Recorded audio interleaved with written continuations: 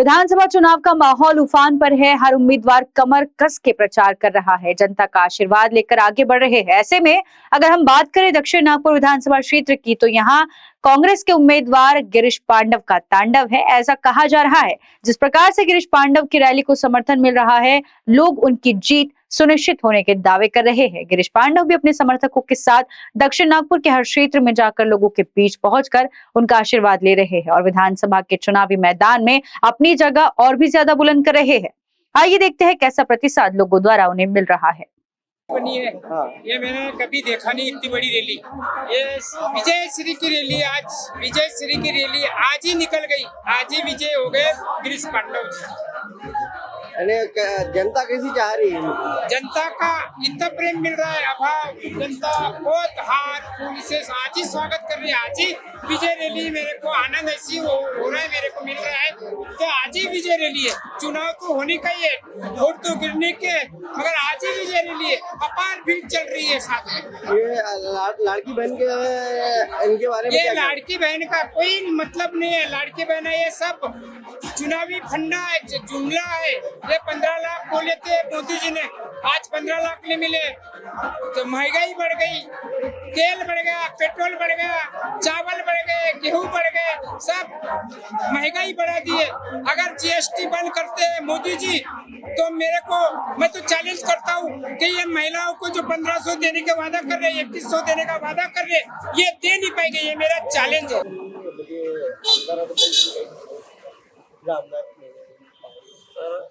आपले उमेदवार जे आहे ते श्री गिरीश पांडव साहेब, ते गेल्या 25 वर्षापासून या दक्षिण नागपूर विधानसभा क्षेत्रामध्ये कार्यरत पदावर नसताना सुद्धा त्यांनी सर्व समाजाचं कल्याण, त्याच्यामध्ये जाती, पंथ, धर्म न करता युवक असो, महिला असो, वयस्कर असो, निराधार असो, जे जे त्यांच्या मदतीला गेलेले आहेत त्यांना सर्वतोपरी कुठल्या पदावर नसताना सुद्धा, कुठल्या शासकीय पदावर नसताना त्यांनी सर्वतोपरी मदत करायची त्यांनी केली। त्यांनी नेहमी शिक्षण क्षेत्राला प्राधान्य दिलं, युवांना त्यांनी प्रोत्साहन दिलं, महिलांना त्यांनी समोर दिलं, आघाडीवरती ठेवलं।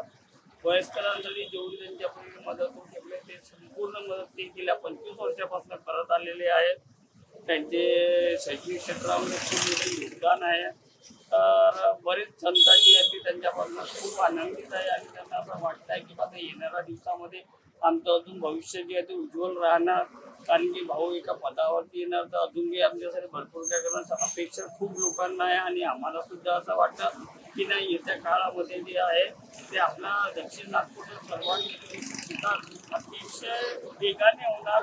आणि कुठल्या पदावर नसताना सुद्धा एवढा वेगाने विकास चालू आहे ते एका विशिष्ट संविधानिक पदावरती आल्यानंतर ते अजून जास्त वेगाने काम करणार आणि त्याचा लाभ जो दक्षिण नागपूरच्या सगळ्या लोकांना ग्राउंड लेवलवरती होणार असं सगळ्यांना आशा आहे। मला एक सांगा की आता रनिंग जे आमदार होते मोहन, त्यांनी काही कामं केले त्याबद्दल त्यांनी केले का? सर, त्यांचे जे कामं आहेत ते सगळ्यांना दिसून पडते की त्यांनी काय कामं केलेली आहे, काही नाही केलेले आहे, कारण की ते एक संविधानिक पदावरती होते। ते त्यांचं कार्य आहे ते त्यांनी अवश्य करायलाच पाहिजे होतं, कारण की कुठलाही एक जो जनता आहे आपला प्रतिनिधी त्या आपल्याला निवडून देत असतो आहे, कारण की जनता ही फक्त आपले जे प्रश्न आहेत ते मांडू शकतात आणि प्रतिनिधीचं काम असतं ते विधान भवनामध्ये ते मांडणं, त्याला मान्यता करून आणणं। तर ते जर आपलं व्यक्ती जर काम नाही करत असणार तर त्याच्यामध्ये जनतेला एक म्हणजे ज्या अपेक्षा होतात त्या भंग होतात। तर त्याच्या कंपॅरिझनमध्ये मला तरी वाटते की जो नॉन पदावरती असताना सुद्धा ज्यांनी इतके डेव्हलपमेंटचे विषय घेतलेले आणि संपूर्ण यशागताला पार पाडलेले आहे, ते जनतेला हे माहिती आहे की येणाऱ्या दिवसामध्ये आपण जे आहे अजून किती वेगाने आपल्या दक्षिणचा विकास होऊ शकतो। जो काम किए गए वो काम भी उनके तरीके से उन्होंने सही तरीके से किए, लेकिन हमें जो युवा को हमें संबोधित करना चाहिए वो हमें हमारे नेतृत्व से लगता है कि गिरीश भाऊ इस साल आने को होना। और ये अभी जो लाड़की बहन का जो चाहता रहूँगा ये वो तो हमको वो लाड़की बहन वगैरह योजना वो ठीक है, जो तरीके से रोजगार दिए हमारे माताओं को, हमारी बहनों को, पर उससे देश में कुछ आर्थिक ऐसे तो हमें लगता नहीं है कि हमारे को, लेकिन जो है जहाँ रोजगार तो वहीं पर रुके हैं बराबर। आज भी बहुत से इंजीनियर लड़के, बहुत से लड़के यहाँ नागपुर छोड़ के उधर पुणे में जा रहे हैं। लेकिन विकास आघाड़ी ने तो अभी 3,000 रुपये दिए, तो इसके बारे में क्या ख्याल है? जनता के लिए 3,000, लेडीज के लिए 3,000 और लेडीज के लिए फ्री, तो उसके बारे में क्या ख्याल है? कहाँ से पैसा लाए? सरकार की रही बात, हमारा जो है जो संगठन हमारा चल रहा है, देखो कांग्रेस जो है हमारा वो आगे बढ़े। युवाओं का सपोर्ट है पूरा? हाँ हाँ, हमारी तरफ से पूरा सपोर्ट है। थोड़ा सा डायरेक्ट भी बना लेता है, रोड कोई भी बनाते हैं। आप समाज के लिए कुछ करो ना। अभी आपने जो 2,000 मतलब 1,500 जो दे रहे हैं लेडीज को, जो दे रहे हैं वो सब लोग देते हैं ना। आप कोई काम बोल दो, वो लोग पैसा दे के वो लोग आ जाएंगे। आप उनको पैसा देने के बाद उनको काम देना नहीं, आप उनको नौकरी बना के। अभी हमने जो यंगस्टर एजुकेशन हो गया वो बेरोजगार बैठे ना, आप उनको नौकरी दो ना। पैसा देना, कोई पैसा तो कोई भी दे देगा, उससे अच्छा कोई उन्हें नौकरी देगा तो उनके घर के लिए अच्छा है। जैसे भी मोहन ने जो कार्य किया अब तक दक्षिण नागपुर में या शुक्रवारी तालाब में, तो इससे आप खुश हो? देखो भैया, वो कैसा है, वो अभी जगह पड़ी थी, वो उनका काम है कि जो डेवलपमेंट करना चाहिए वो तो उनका काम है। अभी गिरीश भाऊ का ऐसा है कि उनका काम दिख के पड़ता नहीं, वो तो कुछ है भी नहीं ना। बस सबको पता है कि हाँ ये कांग्रेस का बंदा है, बट वो तो भी काम कर रहा है बिना उसकी कोई पोजीशन पे। इसके बारे में अच्छा हमारा तो कैसा है, चल रहा है, वो मेहनत भी बहुत चल रहा है, कैसा काम वाम सब दौड़ भाग, और उनका काम भी कैसा है। आपके ख्याल से पुराना दौर वापस आएगा? हाँ, पुराना दौर वापस आएगा और परफेक्टली काम है उनका, बिल्कुल एकदम से। कैसा है उनका पूरा साल भर जो दिखता है उनका मेहनत दिखता है। बाकी कैसा है कि बाकी टाइम पे आना और जाना और ये करना वो सब नहीं। उनका कैसा थोड़ा प्रवृत्ति, हमको भी कुछ चेंज चाहिए ना। जैसी अगर आमदार से आप मिलना चाहते हो तो वैसी गिरीश भाई से मिले तो आपको कैसे लगता? मुलाकात हुई सर मेरी उनसे, बहुत 1-2 बार मुलाकात हुई रैली में। आप बिल्कुल बिंदास मिलते हैं, वो कुछ प्रॉब्लम नहीं अपने लेके गए तो उनका सॉल्व भी करके देते हो अपने को, ऐसा नहीं। आपको आने में विश्वास है कि पूरा विकास हो? हाँ हाँ, बिल्कुल बिल्कुल 100% विश्वास है मेरे को कि बिल्कुल विकास हो जाएगा। और मोहन ने तो विकास किया है, आप जनता मोहन भाव का कैसा है, मोहन भाव ठीक है, कुछ हमको नया भी चाहिए ना सर, परिवर्तन। अभी हमारे युवा बच्चे हैं, युवा लड़के हैं, कुछ इसके लिए आगे हैं, कुछ इनका कुछ अभी तक परिवर्तन होना सर उसके लिए। नहीं तो कुछ लोगों का कहना है कि नागपुर शहर में सिर्फ सीमेंट रोड ही बने, उसके अलावा कुछ नहीं। इसके बारे में क्या ख्याल है? सर काम तो चल रही है, सीमेंट रोड का आज से नहीं चल रहा है, सीमेंट रोड का तो बहुत दिनों से चल रहा है ना। ये सब प्लानिंग पहले से बनी हुई है, ये आज की प्लानिंग नहीं है ना सर। ये जो चेंजेस की प्लानिंग है ये पहले से बनी हुई प्लानिंग है, ये सब कांग्रेस के टाइम से बनी हुई प्लानिंग है। जैसे आपको लगता है कि कांग्रेस सरकार आएंगी तो युवाओं को रोजगार मिलेगा? हाँ, जरूर मिलेगा ना रोजगार क्यों नहीं मिलेगा। इसलिए तो अभी युवा जो है इतने दौड़ भाग कर रहे हैं, इतनी मेहनत कर रहे हैं। अभी पूरे गलियों में घूमना, सब ये सब चीजें करना, सब चल रही है सर अभी। आणि पूरा दक्षिण का समर्थन भाव के साथ? हाँ, हमारा तो पूरा भाव के साथ। सर्वसाधारण लोकांचा जो चेहरा आहे सध्या गिरीश पांडव हा दिसून येतो. गिरीश सरांनी या 5 वर्षात काही काम केले का, मला असं वाटतंय? मी ऐकण्यामध्ये असं आलं आहे का लोक त्यांच्याकडे जो गेला त्यांनी त्यांचं काम केलेलं आहे. आता त्यांचे कोणते काम होते, कोणत्या स्तरावर होते आपल्याला माहित नाही ना. आणि रनिंग आमदार होते जे, त्यांनी त्यांचे कामाला तुम्ही हे आहे का, खुश आहे? नाही, त्यांनी त्यांच्या लेवलला त्यांच्या पक्षाची कामं केली त्यात मी बोलू नाही शकत. एवढं नाही. आणि जनतेचा म्हणजे विश्वास आहे का त्यांच्यावर गिरीश भाऊ? गिरीश भाऊवर जनतेचा विश्वास मोठ्या प्रमाणात आहे. कारण ते कसं आहे का त्यांचं ते गाणं सुरू नाही का आता लई दिलदार. अच्छा. हा, तर ते गाण्यावरून समोरचं ते लहान त्यावरूनच समोरचं ओळखतात का लई दिलदार आहे म्हणतो. आणि तुम्हाला असं वाटतं की नवीन युवकासाठी जर काही कार्य करू शकेल? हो, जेव्हा काही नसताना एवढं काही करतात तर सत्तेवर आल्यानंतर खूप काही करू शकते, एवढं कॉन्फिडन्स आहे. म्हणजे त्या अपेक्षेने तुम्ही पाठीशी आहे? हो. मेरा नाम स्वप्निल नाथ है, मैं दक्षिण नागपुर में ही रहता हूँ और करीब पिछले 15 साल से गिरीश भाव को जानता हूँ, पर्सनली कांटेक्ट है मेरा नहीं। अगर आप बात करोगे तो आप किसी का भी नाम बताओगे गिरीश भाव शायद हर इंसान को अच्छे तरीके से, शायद मोहन भाव के साथ ये चीज़ें नहीं हुई, उनसे पर्सनली कांटेक्ट नहीं रहा, लेकिन गिरीश भाव के साथ ऐसा है कि मुझे मेरे घर के कल जब मैं उनसे मिला था तो किसी ने तो अपना नाम बताया, तो उन्होंने उनके पिताजी का तब भी नाम बता दिया। यानी इतनी दूर तक उनकी जानकारी, इतनी जानकारी शायद पूरे नागपुर छोड़ो, पूरे महाराष्ट्र में किसी लीडर, किसी व्यक्ति या किसी नेता को इतनी जानकारी है। तो ये उनकी सबसे बड़ी खास बात है कि हर व्यक्ति से व्यक्तिगत रूप से जुड़े हैं और उनको हर व्यक्ति की अच्छे से समस्या पता है कि किस समस्या के लिए क्या करना चाहिए, क्या नहीं करना चाहिए, क्या प्रॉब्लम है।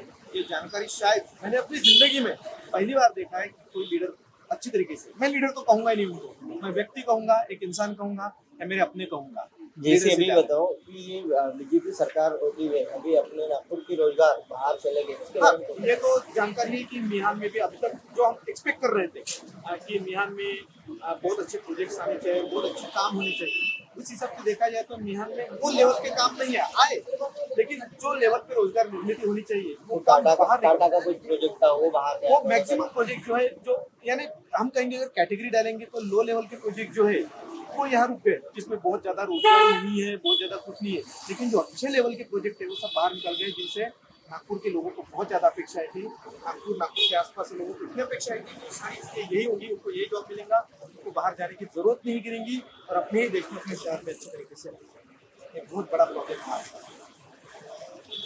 देखिए, गए 10 साल से यहाँ पे या मतदारसंघामध्ये भाजपचे आमदार होऊन गेलेले आहेत आणि गेल्या 10 वर्षामध्ये या मतदारसंघाचा ज्या अवस्थेमध्ये विकास व्हायला पाहिजे होता तो काही झालेला नाही आहे।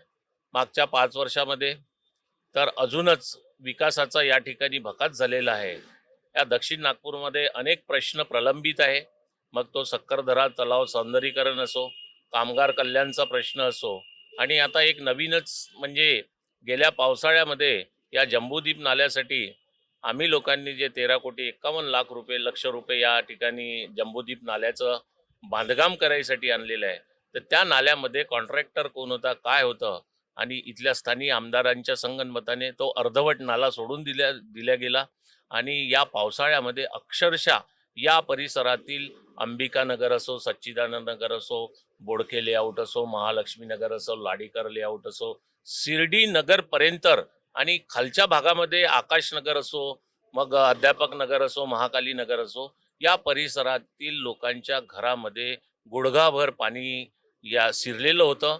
त्यामध्ये त्यांचं सर्व अन्नधान्याचं नुकसान झालं, इलेक्ट्रॉनिक्स वस्तू सगळ्या त्यांच्या खराब झाल्या आणि सरकारने फार मोठं एक मग यांना काहीतरी आम्ही अनुदान देणार, आम्ही त्यांना काहीतरी हे करणार असा सर्वे केला आणि कुठल्याही प्रकारचं या गोरगरीब जनतेला दक्षिण नागपूरच्या कुठल्याही प्रकारचं अनुदान मिळालं नाही।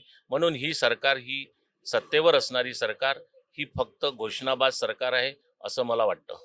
मतलब बोल बचन पे टिकी हुई है सरकार, ऐसा लगता है आपको? बिल्कुल बिल्कुल, बोल बचन, अमिताभ बच्चन, ये सरकार का नाम है। ये तो अब इस बार आप किसको मौका देना चाहते हैं, किसको अपना विधायक देखते हैं आप? इस बार इस मतदार संघ से हमारे जो कांग्रेस पक्ष के और महाविकास आघाड़ी के जो उम्मीदवार है माननीय गिरीश भाऊ पांडव, ये घर घर पहुंच चुके हैं। गए 15 साल से वो इस मतदार संघ में भला ही एमएलए नहीं हुए, लेकिन वो 15 साल से एमएलए जैसे काम कर रहे हैं। हर घर में उनका जाना आना, किसी का सुख दर्द में जाना पहुंचना, अशा पद्धतीचं हे आमचे गिरीश पांडव या ठिकाणी एक आणि मृदुल स्वभावाचे, म्हणजे जनतेशी एकदम मनमिळावू वागणारे व्यक्तिमत्व, सर्वांशी कृपाळ शैलीने बोलणारे मनमिळावू उमेदवार या ठिकाणी दक्षिण नागपूरला काँग्रेस पक्षाकडून भेटलेले आहे आणि दक्षिण नागपूरमधून प्रचंड बहुमताने गिरीश पांडव या ठिकाणी निवडून येईल आणि जनतेचा सुद्धा त्यांच्यावर खूप मोठा आशीर्वाद आहे आणि तो आशीर्वाद येत्या 20 तारखेला जनता ये गिरीश पांडवना देणार हे नक्की। कौन लगता है कि इस बार कौन बाजी मारेगा इस चुनाव में? इस बार इस चुनाव में हमें आने वाली 20 तारीख को गिरीश भाऊ पांडव कम से कम 40,000 की वोटिंग लीड लेके विजयी होंगे और ये जिस जनता का, दक्षिण नागपुर जनता का एक पूरा विश्वास है कि गिरीश भाऊ किसी भी हालत में आना ही आना है। तो गिरीश भाऊ के ऐसे कौन से काम है जो जनता इतना प्यार बताती है? गिरीश भाऊ का एक मन मिलाप है जो हर किसी के साथ है। ये मतलब सामान्य नागरिकों का आदमी है। उनको कोई भी एक समस्या लेके चले जाओ, चाहे आधी रात को लेके चले जाओ कि भाऊ ऐसे ऐसे काम है, मैं इस काम में फंसा हूँ, तो भाऊ हर टाइम एनी टाइम मदद करने के लिए हाजिर रहते हैं। और जो अभी आपके रनिंग विधायक थे मोहन भागवत, उनके कामों को लेकर आप क्या देखते हैं कि उन्होंने वाकई दक्षिण नागपुर का काम किया है, विकास किया है, या बस चला गया ऐसे? नहीं, विकास हुआ है, लेकिन विकास हुआ कहीं की जगह ऐसे विकास हुआ है कि उसका नुकसान भी बहुत हुआ है लोगों को। जैसे अभी ये दक्षिण नागपुर में जो नाला है, नाले की वजह से कम हर घर में 90% घर में पानी जाके किसी का कुछ खराब हुआ है, किसी का कुछ, उनको मुआवजा मिला नहीं है अभी तक।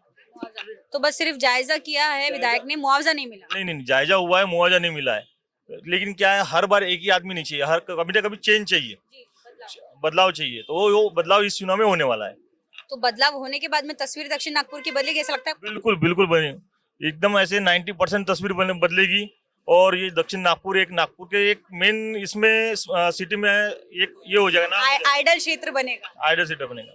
तो ताई, जैसा कि अभी लाडली बहनों का दौर चल रहा है, मुख्यमंत्री ने 1,500 रुपए दिए हैं आपको, दिवाली का बख्शीश भी मिला है, तो इस बार आप किसको चुनना चाहती है? वही लाडली बहन को देने वाले या महालक्ष्मी योजना में 3,000 रुपए देने वाले? कौन चाहिए आपको, मोहन भागवत या गिरीश पांडा? हमको कुछ मिला ही नहीं मैम, इसीलिए हम सोच रहे हैं सरकार चेंज होना चाहिए, बदलाव चाहिए आपको? बदलाव चाहिए, क्योंकि महंगाई इतना हो गया है कि गरीबों को नहीं मैनेज कर पा रहे हैं, जो डेली के कमाने वाले हैं वो नहीं कर पा रहे हैं, इसीलिए सरकार मतलब इधर लाडली बहन के पैसे होने के बावजूद महंगाई में कहीं ना कहीं खट जा रहे हो? बिल्कुल इसीलिए तो महिलाओं का किसको रहने वाला है समर्थन इस चुनाव? कांग्रेस को रहना चाहिए, क्योंकि पता है क्या, वो उस टाइम में जब भी कांग्रेस थी, जब हम थोड़े में कम कर लेते थे, और बीजेपी के टाइम में हम कुछ नहीं कर पा रहे, यानी कम में कितना भी कमाओ पूरा हो भी नहीं रहा है।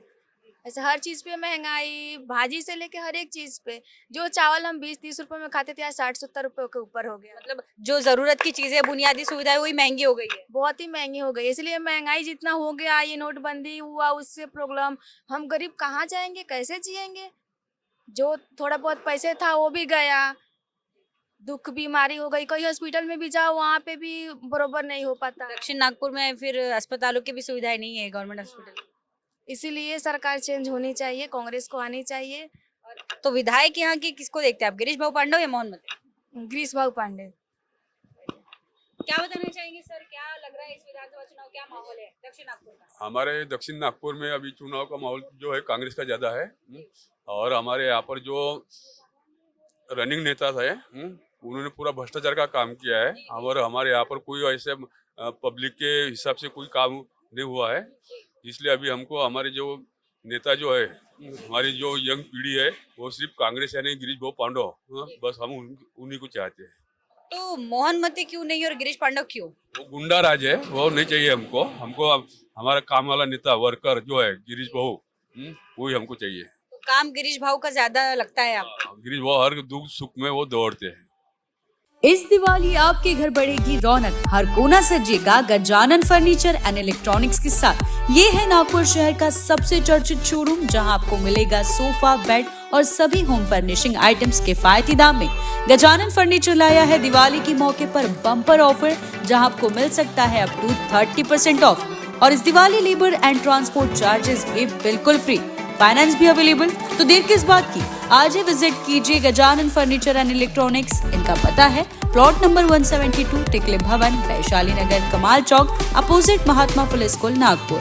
For more details contact them on 9699669098 and 8657777797.